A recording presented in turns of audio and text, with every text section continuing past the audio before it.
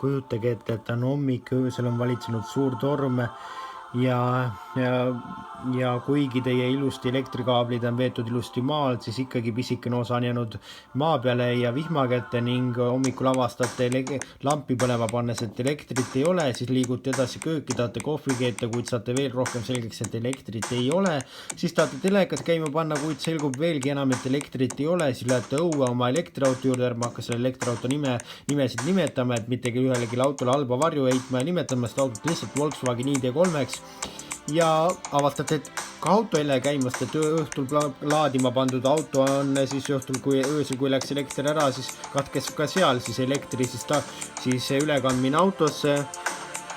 ja nafta on ju otsa saanud ja mingit varianti nagu polegi, kui ta on küll, Toyota on tulnud välja oma uue vesinikauto Toyota Mirai, Mirai tähendab jaapani keeles tulevikku ja tegelikult on juba Mirai olnud juba maailmas mõnda aega, juba 2014. aastal tõi Toyota ta turule Ameerikas ja oma esimene põlvkond polnud tal kuigi edukas, seda pole müüdud just lademetes ning veel enam sellele lisaks püüti nüüd uus põlvkond teha siis palju ilusamaks, mida muidugi käesoleval pildilt näha ja kui ei teaks, võiks öelda, et äkki on tegu mingi uue Lexuse mudeliga ning veel edasi öeldes püüti teha ta ka odavamaks, ka rohkem niimoodi kliente meelitada ligi, kuid paraku selle odavamaks tegemisega on niimoodi, et jah, Ameerikas on ta tõesti odavam ja Eestisse jõudes küsib tähenda eest ka rohkem, et eestlased saaksid teda nautida. Aga vesiniku saab mitmesugustest ainetest, siis nagu nafta, gaas, biokütus, veesetetest ja nii edasi. Ja kas ma juba ütlesin, et vaadate juba täiesti uut Nice-Luxury proovisõitu ja CO2 heitmed pole talle ja vesiniku saab iga riik ise toota, see pole üldse keeruline, näiteks ka Eesti saaks sellega hakkama ja 4 minutit umbkaudu kulub selle vesinikauto tankimiseks, mis on ju täiesti võrdväärne mingi bensiiniauto tankimisega, kui sul paakis täitsa tühi ei ole ja 60 eurost võib-olla kütust ei pane,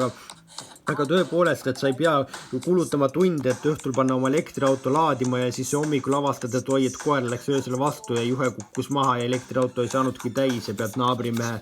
siis ikkagi naftat kulistavat autot endale võtma. Ja siis vesinik on ka siis ka paljude eelistedega ja tal on olemas, ta on näiteks siis süsiniku siis vaba ja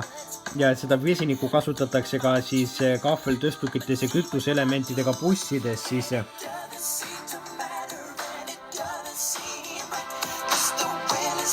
Tal on piiled, esituled ja tal on olemas ka 3 tsooni siis kliimaseade täiesti ja muidugi disain näeb tõepoolest väga kihvt välja ja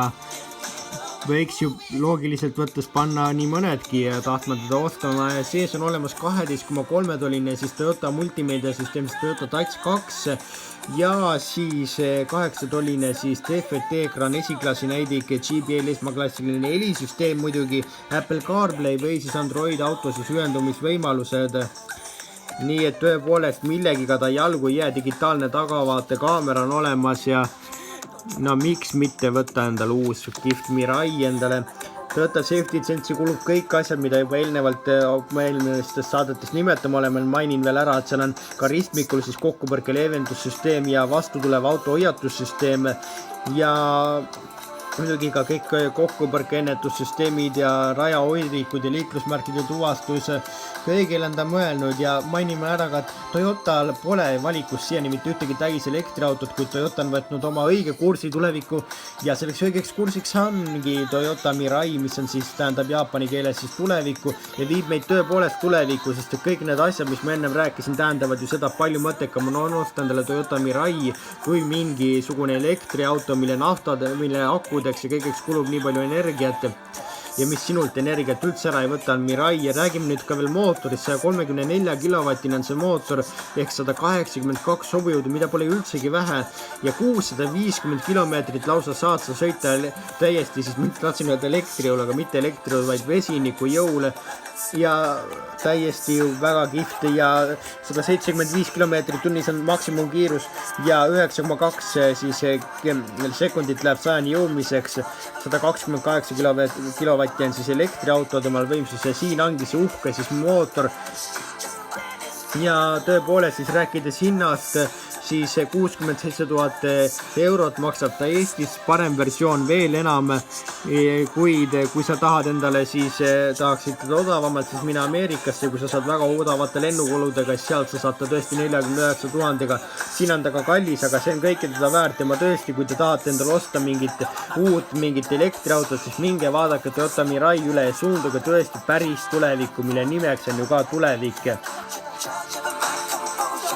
Selline on uus Toyota Mirai ja selline oli tänavune Naisluksuri proovisid. Kohtume teiega juba nädala pärast.